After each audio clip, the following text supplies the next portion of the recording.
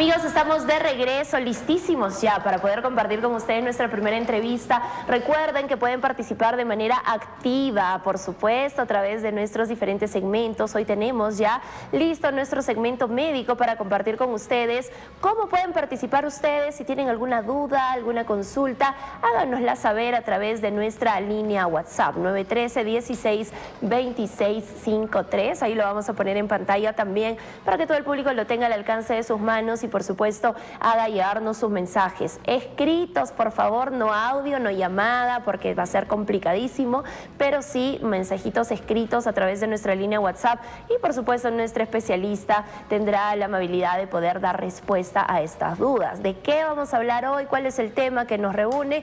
Vamos a hablar sobre la artritis reumatoide en jóvenes, un tema muy interesante que desarrollaremos junto a la doctora Yelitza Velarde, y es médico reumatóloga. Doctora Yelitza, ¿cómo está? Buenos días, gracias por compartir su feriado con nosotros. Bienvenida. Buenos días, señorita. Buenos días a nuestros amigos de Nuevo Día Magazine para compartir un poquito más de lo que es la artritis idiopática juvenil. Así es, ¿no? Un tema muy interesante, tenemos que estar muy atentos. Empezamos de repente marcando la diferencia porque a veces confundimos la artrosis con la artritis. Doctora, ¿cuál es la diferencia entre estos?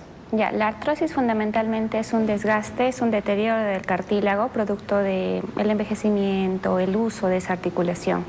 En cambio, la artritis es una enfermedad autoinmune, donde hay una inflamación crónica, que es esos anticuerpos, ese daño celular el que ocasiona el daño en el cartílago y no propiamente la carga articular ni el uso. Perfecto, entonces ahí ya vamos diferenciando. En relación a los síntomas, ¿cómo es que se presenta y qué tan frecuente es en jóvenes, doctora? En general, la artritis en jóvenes no es muy frecuente. Los síntomas son parecidos a los adultos. Hay dolor, inflamación. A diferencia de los adultos, suele ser oligoarticular, quiere decir que abarca pocas articulaciones. Generalmente son miembros inferiores, es decir, rodillitas, tobillitos, y suele ser asimétrico. O sea, de un lado sí y de un lado no. Y a diferencia también de los adultos, generalmente la mayoría de nuestros análisis en los adultos suele ser positivo, factor reumatoideo, anti-CCP, pero en los niños no tenemos tanta analítica. Ahora, ¿esto tiene alguna carga hereditaria, tiene carga genética, doctora? Claro, al igual que todas las enfermedades autoinmunes, hay varios genes que están vinculados, principalmente los que se relacionan con los linfocitos, que son las células que producen los anticuerpos, es decir, las balitas que nos protegen normalmente nos deberían proteger de los gérmenes. Entonces esas células y las células que presentan, los antígenos que presentan a las cosas extrañas están alterados y eso es lo que produce la enfermedad en sí. Perfecto. Ahora, ¿cómo es que se presenta la artritis reumatoide en jóvenes, doctora? ¿Cómo podemos reconocerlo? ¿Cuáles son los síntomas, las señales de alarma? En general, una artritis idiopática juvenil se define el dolor oligo o poliarticular, es decir, que inflama una o más articulaciones, que dura más de 6 semanas y es en pacientes menores de 16 años. Entonces, ¿cómo lo vamos a distinguir? Generalmente cuando son niños muy chiquitos y no hablan, lo que van a hacer es quejarse, no van a querer caminar, van a arrastrar el piecito, no van a querer sentarse o no van a querer pararse, quieren estar echados todo el tiempo. Y ya si son mayores ya te van a decir, me duele la rodilla, me duele el tobillo. Entonces ese dolor persistente, sobre todo si los despierta, si lo despierta en la noche o está en la madrugada y se acompaña de hinchazón, es lo que nos tiene que llamar la atención. Ahora, doctora, ¿cómo llegamos al diagnóstico? ¿Qué pruebas se le hace al paciente? Bueno, lo que manda primero es la clínica. Si ya tengo un paciente con dolor persistente más de 6 semanas, se les hace fractantes de fase aguda, que es PCR y velocidad, y anti-CCP y factor reumatoideo.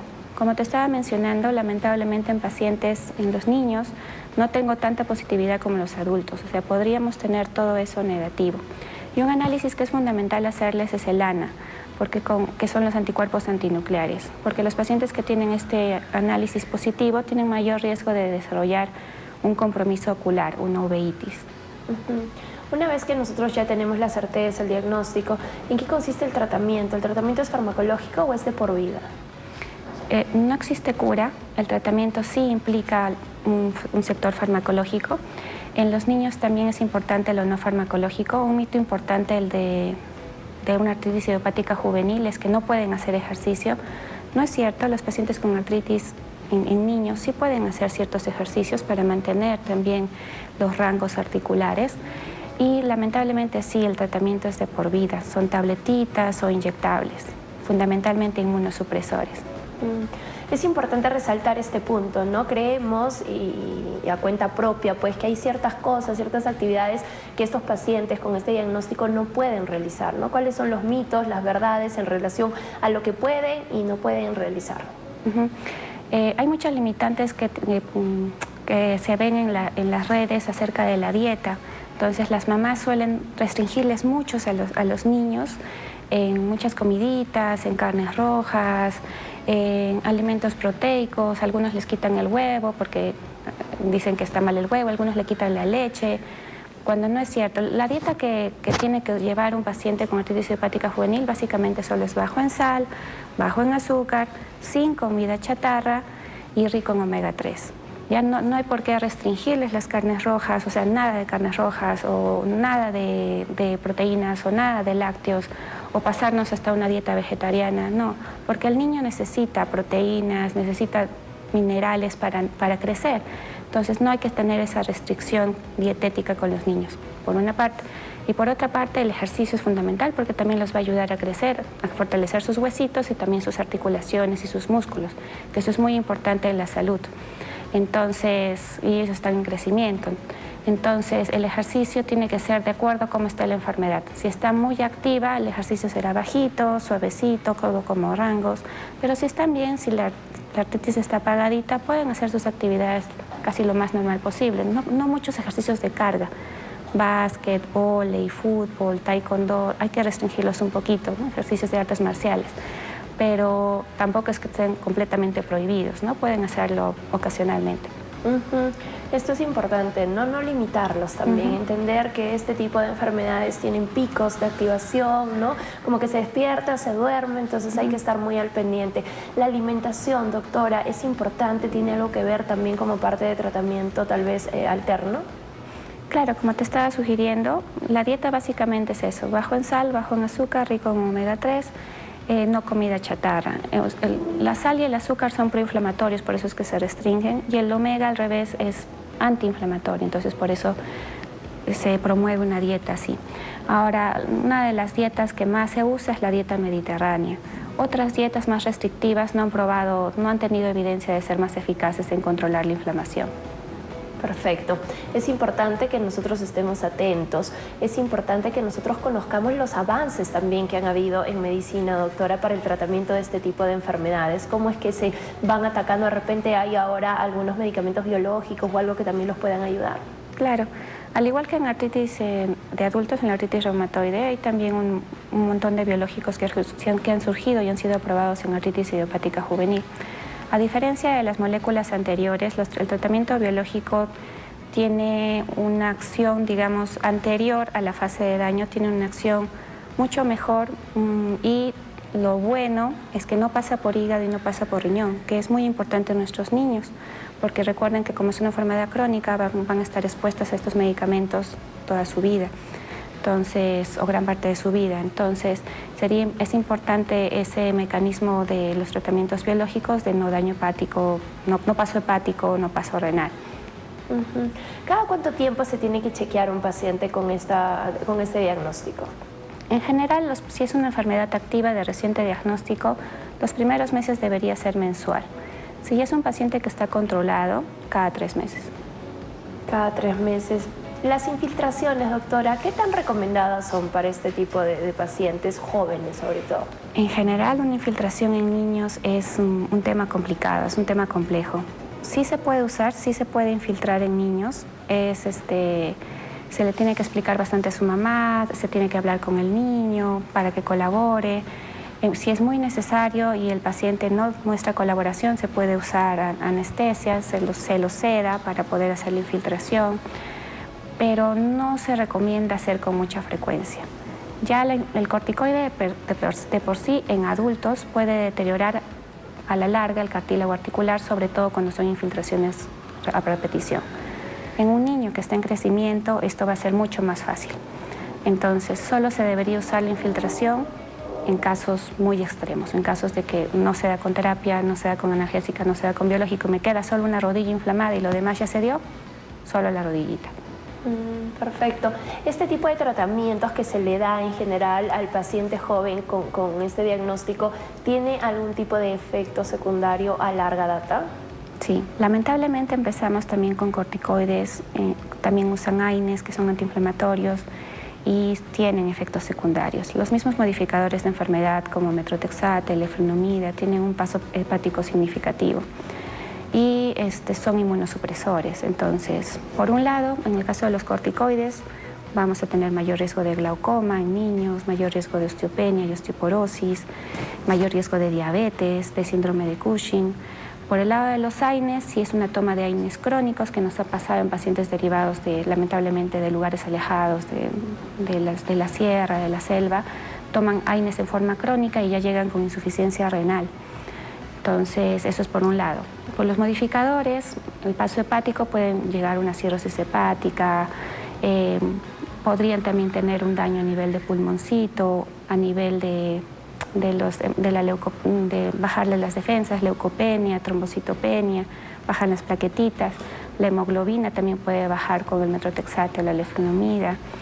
Y en el caso de los biológicos igual, los biológicos son muy buenos pero también tienen efectos secundarios. En el uso crónico también pueden aumentar el riesgo de infecciones más importantes. Un biológico que usamos, por ejemplo, el rituximab, tiene un efecto que se llama una leucoencefalopatía desmielinizante, que básicamente es que los nerviecitos que bajan para darle fuerza, darle sensibilidad a nuestro cuerpito, como que se pelan. Entonces los pacientes empiezan a perder fuerza, a perder sensibilidad. Atentos con ello también. Tenemos algunas consultas que nos han llegado a nuestra línea WhatsApp 913-162653. La primera de ellas dice: buenos días, doctora, la osteoporosis, ¿cuál es el tratamiento para que no avance? Y la artrosis, ¿cómo puede regenerar el cartílago? Gracias. De otro tema. Sí. Ya, la osteoporosis en general no es una enfermedad que se cura. El tratamiento es, bueno, en niños es igual que en adultos. Se les da suplementos de calcio con vitamina D y un fijador de calcio que es popularmente conocido, que en realidad son antirresortivos, es decir, que evitan la destrucción del huesito, o osteoformadores, es decir, que facilitan la formación del huesito. En el caso de la artrosis, en general, eso es otro mito. No se va a regenerar el cartílago. No hay ningún mecanismo, ningún fármaco que vaya a regenerar el cartílago. Sé que es muy popular el colágeno, el cartílago de tiburón, la cúrcuma, que se venden como regeneradores de cartílago, pero no es cierto. Científicamente hablando, esos productos básicamente lo que hacen es bajar el dolor, ya que se conocen la mayoría como cisadoas, ¿no? La glucosamina condroitín, el colágeno, el piasclerina, el osteodino derivados de palta y soya, son como que alivian el dolor, pero no es que reparen el cartílago. Lo podemos usar en vez de los AINES, en vez de los antiinflamatorios. Y el ácido hialurónico, que es uno de los que más se usa ahora en artrosis, tampoco repara el cartílago. Lo que hace es evitar el daño a futuro, pero no es que lo repare. El daño que ya existió no lo repara. Perfecto, doctora, gracias por su respuesta. Tenemos la siguiente consulta que nos llega a nuestra línea WhatsApp y dice: buenos días, le escribe Víctor. Yo cuando me levanto me duele la espalda. Tengo 49 años desde Tacna. Ya, tampoco es de niñitos. Ya, una lumbalgia en un paciente joven, menores de 50 años o menos, menores de 45 años, y dependiendo del tiempo de evolución, si es una evolución aguda, lo más seguro es que sea un trauma. Ha cargado algo, ha hecho un esfuerzo físico, está en una posición anormal y eso genera una contractura y de ahí es el dolor. Si es un dolor persistente, si se está levantando con ese dolor muchos meses, muchas semanas, habría que pensar en algo más significativo, por ejemplo, una espondilitis anquilosante, que es como una artritis de la columnita. Perfecto, doctora, muchísimas gracias por su respuesta y gracias, Tacna, por estar en sintonía del programa. Vamos con la siguiente consultita. Nos dicen: ¿por cuánto tiempo debo tomar el Flexifitol, que es la cúrcuma longa, y por cuánto tiempo debo colocarme Prolia, y qué efecto tienen estos medicamentos en mi artrosis y mi osteoporosis? Dice. Ya. Acerca de la cúrcuma es lo que estábamos hablando. Cúrcuma tiene un efecto similar a los otros cisadoas. Básicamente lo que va a hacer es bajar el dolor. En el caso de la cúrcuma tiene también un paso significativo por hígado. Así que yo vigilaría un poco el perfil hepático, las enzimas hepáticas, y generalmente no lo doy por mucho tiempo, no se debería usar por mucho tiempo. En pacientes mayores, que son los que se usan más este tipo de medicamentos, hay aún mayor riesgo de una toxicidad hepática, así que unos 2-3 meses y de ahí lo suspendería. Y buscaría otras alternativas con menos paso hepático. En el caso de Prolia, Prolia es un gran medicamento. Prolia es un medicamento biológico que se usa en osteoporosis, generalmente en osteoporosis severas. Y en general no hay un límite de uso. Puedes usarlo el resto de tu vida si es que así lo amerita la patología, si es que sí lo amerita la osteoporosis. Y si es que hay una mejoría significativa, podríamos variar de medicamento a partir de los 2 años, ¿no? Pero habría que evaluar el caso. Perfecto, doctora. Vamos con la siguiente consulta que nos llega a través de la línea WhatsApp. Nos escribe Paola Cuba y nos dice una pregunta. ¿Por el dedo de gatillo que tengo, me tengo que infiltrar? En general, el tratamiento más eficaz de un dedo en gatillo es la infiltración, es el más rápido. Si es que no lograra tener acceso a la infiltración, podría ser terapia y antiinflamatorios, o si es un tiempo corto de evolución, también podría ceder solo con antiinflamatorios. Perfecto, ahí está la respuesta para Paolita, que nos escribe también. Vamos con la siguiente consulta. Dice, ¿cree que son los efectos de la vacuna COVID que se pusieron los jóvenes? Pregunta. ¿De qué? Del tema que estamos hablando, la artritis, que sea un desencadenante de la vacuna COVID. No, la artritis idiopática juvenil existe mucho más antes que el COVID, de la pandemia. mucho más antes que la pandemia. Entonces, no, sí es cierto que las vacunas en general, no solo la vacunación por COVID, pueden ser un desencadenante de enfermedades autoinmunes, sí. Las vacunas, las mismas infecciones virales, pero los pacientes tienen que llevar una carga genética. Entonces, los genes pueden ser modificados por ciertas cositas, por ciertas sustancias como el estrés, por ejemplo, que es un gran modificador, las radiaciones solares, y otros modificadores son las infecciones. Entonces, el mismo COVID puede, digamos, hacer cambiar ese gen y hacer que se exprese la enfermedad. Pero de por sí ya tenía esa persona el gen. No es que el virus haya creado el gen, ni la vacuna haya creado el gen. Perfecto, doctora, gracias por la aclaración. Es una duda que es bastante frecuente en la población. Vamos con la siguiente consulta. Dice, buenos días, doctora, mi nombre es Luis de Alto Selva Alegre. Doctora, ¿recomienda algún ejercicio para bajar los dolores de la artritis reumatoide? Como estábamos sugiriendo, tenemos que evaluar en qué fase estás, ¿no? Si estás en una fase activa, son ejercicios pasivos, que quiere decir que solo son movimientos de acuerdo a los rangos de las articulaciones. Pero si estás en una fase inactiva, inestable, puedes hacer ejercicios de fuerza, natación, aeróbicos, incluso, como estábamos sugiriendo, de vez en cuando podrías hacer unos ejercicios de carga. Perfecto, gracias Luis por escribirnos. Un saludo para todo el distrito de Alto Selva Alegre.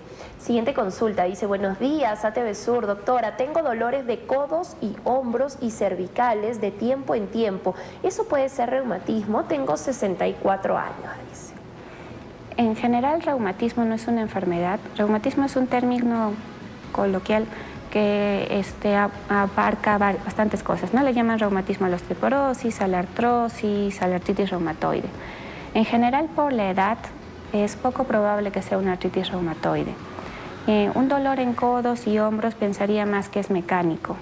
De acuerdo a las actividades que hacemos, puede inflamarse la zona de inserción de los tendones, igual en el hombrito, puede inflamarse los tendones del manguito rotador y tenemos un dolor. Pero habría que evaluarla, ¿no? Perfecto. Gracias a todas las personas que se comunicaron a través de nuestra línea WhatsApp. Nos encanta siempre compartir con ustedes este espacio de manera activa. Doctora, recomendaciones finales del tema, por favor. Claro, si conoces a alguien o tienes tu hijito y sospechas, de acuerdo a lo que hemos hablado hoy día, que puede tener artritis reumatoide juvenil, artritis idiopática juvenil, consulta prontamente con un especialista. Recuerda que un dolor crónico, un dolor persistente en un niño no es normal y un manejo temprano va a ser mejor para la enfermedad. Así es, ¿no? Todo diagnóstico oportuno definitivamente va a ser siempre exitoso. Doctora Yelitza, y finalmente para aquellos pacientes que quieran tener ya consultas más personalizadas con usted, ¿dónde podemos ubicarla, por favor? Me pueden encontrar en el edificio Nacia 2, consultorio 513, frente a la comisaría Yaneguara, en la clínica Vallesura 1, en clínica San Juan de Dios y en clínica Sana. Excelente, ya lo saben, y ahí en pantalla está el número de contacto para que puedan agendar sus citas también. Ya lo saben, no normalicemos nada, papitos, ningún dolor es normal. A veces los dolores de huesitos los normalizamos mucho por el crecimiento, ¿no? Decimos, es normal, está creciendo, está en su estirón. Ojo, ojo con esto. Doctora, que tenga un lindo feriado. Igualmente, Fiorita. Gracias por su compañía.